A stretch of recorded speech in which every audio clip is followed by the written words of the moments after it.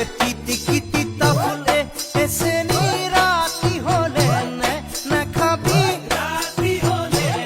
নে খাবি তা কেন হই বলিছে হ এ যৌবন থাকে মানে